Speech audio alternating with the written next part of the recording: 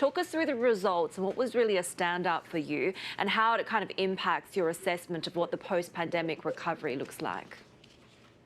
Yeah, thank you. It was just an incredible quarter. We spent the past year really investing in our business, trying to position ourselves to help our customers grow out of this pandemic, and it even exceeded our expectations. And I think it's for a few reasons. Number one is just the relevance of the Salesforce Customer 360 platform right now. We sell digital sales, digital customer service, digital marketing, digital commerce. These are the tools that all of our customers are looking to as they look at the strength and the acceleration of the economy, and they're thinking, how do we get back to growth? Just more relevant than ever before. Second is, as I mentioned, just the strength in the economy. In every region of the world, in every industry, you're really seeing CEOs and boards really getting back to investment, trying to get back to growth. And then finally, just the execution in our business. We've really tried to embrace this all digital work anywhere world. And I think we're executing as well as we ever have, and you can see it in the numbers.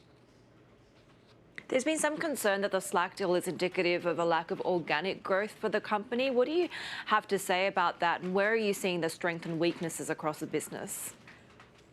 Well, our organic business has never been stronger, and we delivered almost $6 billion in revenue this quarter, up 23% year over year. We raised our full year fiscal 22 guidance to $26 billion, which is 22%, all on the strength of our organic business. When you look across our portfolio, sales, customer service, marketing, e-commerce, you're seeing incredible demands from companies like Honeywell, 3M, Sonos, who used our Commerce Cloud to go direct to consumer. And we're really excited about not only the strength of our organic business, but also the opportunity to bring together Slack, which is really the digital HQ for this all digital world, together with that Customer 360. And we think the opportunity is just incredible. So what sort of impact will the reopenings from the pandemic lockdowns have on your business?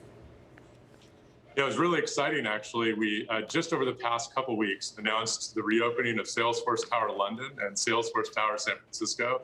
Mark Benioff and our CFO, Amy Weaver, were actually in the tower just Monday this week. And we're seeing this across our customer base. First, I think we're just seeing acceleration in the economy. And I think that's reflected in the demand environment we're seeing in our customer base. As the vaccines become more effective, as places like the United States and the UK and Europe, really see caseloads going down, economies are reopening, industries that were impacted by the pandemic are really investing in growth again, and you're seeing in the numbers. And then by and large, I think the more interesting question is talking to executive teams in our customer base. A lot of these companies have actually learned a new way of operating their business. And, selling teams started selling over Zoom rather than getting on airplanes. Contact centers that used to be a building are now in the cloud, and they're not going back. And I think the really interesting question is, what is this new way to work? And for us, how do we position Salesforce Customer 360, and once it closes, Slack, to be that operating system for growth in this all-digital world? So the growth that you've seen so far, have they come from new customers, from existing customers? Really, all of the above. There was no weaknesses in our quarter. We saw a higher growth rate in seven-figure deals than any Q1 in our company's history, over 120% year over year. And in those seven-figure deals, they were made up of more than 4 of our clouds. So this was companies really investing in an end-to-end digital customer transformation. And we're seeing this in every segment, every market. And I really can't say it was definitely the strongest Q1 in our company's history.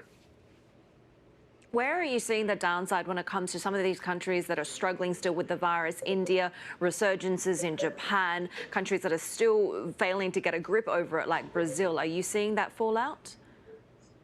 Yes, I mean, our hearts go out to India, to Brazil, as you mentioned, some resurgences in some parts of Asia. This pandemic's not over. The recovery is happening in uneven ways. You have places like my hometown of San Francisco recovering rapidly, and we have a number of employees in India just horribly impacted by these variants. So a couple of things. One is, I think, despite the unevenness of the recovery, everyone in our customer base is thinking about recovery and growth, and you can see it in the investment. I also think it's more important than ever that we recognize that our businesses can do well, like we did this quarter, and also do good. I'm very proud that we've actually shipped 2 airplanes of oxygen and other medical equipment to India to help do our part to help with the recovery. This, as you know, is a huge part of who Salesforce is as a business. We truly believe that business is the greatest platform for change in the world. And in a pandemic, it's more important than ever. Dreamforce was, of course, held virtually this year. We heard from Mark Benioff earlier saying that it would be returning in person to all the major cities. How does that work when everyone needs to be fully vaccinated to attend and there's such uneven vaccination levels around the world? Well, first, I am so excited we're doing Dreamforce again. This is a huge part of what our company does. And we're doing the first ever global Dreamforce. It's going to be in San Francisco and New York, London, and in Paris, all at the same time. I don't think international travel probably won't be back to the way it was, or recognizing that, really trying to do it globally. And, you know, it's going to be smaller, as you mentioned, probably 5,000 people in San Francisco. It's not the 200,000 we used to have. So a couple of things. You know, one is we're investing in a digital experience as well. You know, we recognize that not everyone who wants to go will be able to go. And just like, you know, I mentioned our customer base, this digital transformation we've all gone to is not going backwards. Same with Dreamforce. We're going to have a great digital Dreamforce as well.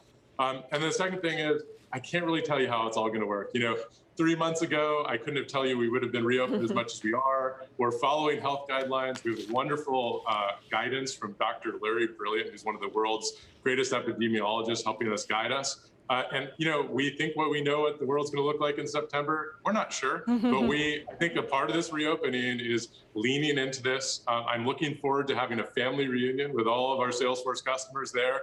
And it probably be a little different than we expect right now, but I think we're an agile company and we'll roll with it.